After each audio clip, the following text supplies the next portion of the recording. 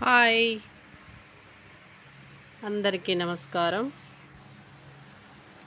ప్రతి ఒక్కరి జీవితంలో సుఖమే కాదు, కష్టం కూడా భాగమే. ఈ భూమిపై కష్టం లేని జీవి ఏదో చెప్పండి? కొంతమందికి త్వరగా జీవితంపై విరక్తి వచ్చేస్తుంది. సుఖమే లేని జీవితం అని తిట్టుకుంటూ ఉంటారు. కష్టాలను తలుచుకొని తెగ బాధపడుతూ ఉంటారు. కష్టం లేని జీవి ఏదో ఒకసారి ఆలోచించి చెప్పండి. ఒక మోటివేషనల్ స్టోరీ చెప్తాను, చూడండి. చిన్న సమస్యకు అల్లాడిపోతూ విలవిల్లాడిపోయేవారు ఈ భూమిపై ఎంతోమంది ఉన్నారు. వారంతా కూడా కేవలం మనుషులే. జంతువులేవి కూడా తనకొచ్చిన కష్టాన్ని చూసి పొరలి పొరలి ఏడవు. తలుచుకొని కొమ్మలిపోవు. ఆ క్షణాన్ని అక్కడే వదిలేసి ముందడుగు వేస్తాయి. జీవితంలో మరిన్ని మజిలీలను వెతుక్కొని ముందుకు సాగుతాయి. కానీ మనిషి మాత్రం కష్టం రాగానే అక్కడే ఆగిపోతాడు. కుమిలి ఏడుస్తూ ముందడుగు వేయడు. ఎందుకు ఈ జీవితము? ఒక ఊరిలో ఒంటరిగా జీవిస్తున్న రాము అనే యువకుడు ఉన్నాడు. అతడికి ప్రతిరోజు అడవిలోకి వెళ్ళడము అలవాటు. అక్కడున్న చెట్లను, జంతువులను, పక్షులను చూసి చాలా ఆనందపడేవారు. అవి కలిసిమెలిసి జీవించడం అతనికి నచ్చేది. తనకి చిన్న కష్టం వచ్చినా కూడా చూసేవారు లేరని తెగ బాధపడేవాడు. అదే ఏ పక్షిగానో జంతువుగానో పుడితే బాగుండేమో అనుకునేవాడు. అడవిలో అన్ని జీవులతో కలిసి హాయిగా జీవించవచ్చునని భావించేవాడు.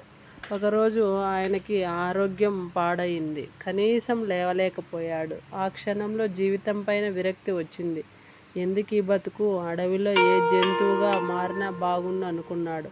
అలా అనుకున్నాడో లేదో చిన్న మొక్కలా మారిపోయాడు. తనను తాను మొక్కలా చూసి మురిసిపోయాడు. గాలికి అటు ఇటు ఊగుతూ ఉంటే ఆనందపడ్డాడు. ఈలోపు ఎక్కడి నుంచి వచ్చిందో ఏనుగుల గుంపు వచ్చి ఆ మొక్కను తొక్కుకుంటూ పోయింది. ఆ క్షణం రాము మళ్ళీ అనుకున్నాడు, మొక్కల కన్నా ఏ కుందేలుగానో మారితే బాగుండు అనుకున్నాడు. అడవిలో నుంచి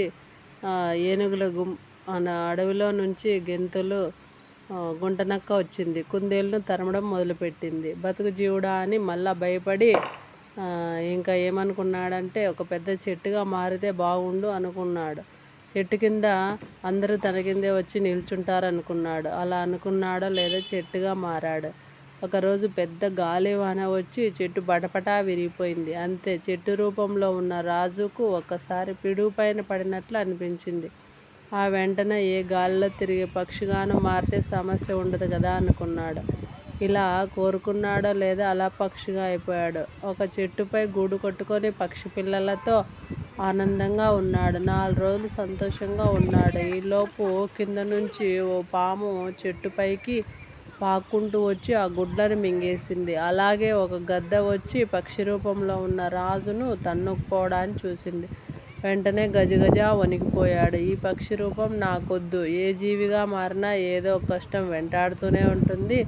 మనిషిగా ఉంటేనే మంచిదేమో అని అనుకున్నాడు. ఎవరికి లేవు కష్టాలు. చివరికి మనిషిగా మారాడు రాము. కష్టాలు ప్రతి జీవికి ఉంటాయని, మొక్క నుంచి మాను వరకు, చీమ నుంచి ఏనుగు వరకు అన్నిటినీ వాటి స్థాయిలో ఇబ్బందులు, ఆపదలు వస్తూనే ఉంటాయని అర్థం చేసుకున్నాడు. ఈ విధంగా ఎప్పుడు కూడా మనిషి జన్మ ఇచ్చినాడంటే ఏదో ఒక కష్టము ఉండనే ఉంటుంది. కోటీశ్వర్లకైనా సామాన్య మానవునికైనా కూడా ఎవరి కష్టాలు వాళ్ళకుంటాయి. మనిషిగా జీవించాలంటే వాటిని తట్టుకొని ముందుకు సాగాల్సిందే. ఓకేనా? ఇలాంటి మంచి మంచి స్టోరీస్ను మరిన్ని కూడా మీకు నేను అందచేస్తాను. ఈ స్టోరీని అందరూ వినండి. ఎటువంటి చిన్న సమస్య వచ్చినా కూడా భయపడద్దండి, ధైర్యంగా ఎదుర్కొనండి. ఏది మనసులో అనుకోకుండా ఆ సమస్యకు పరిష్కారం చూసుకుంటూ మన జీవితాన్ని ముందుకు సాగిద్దాం. Please subscribe. Thank you.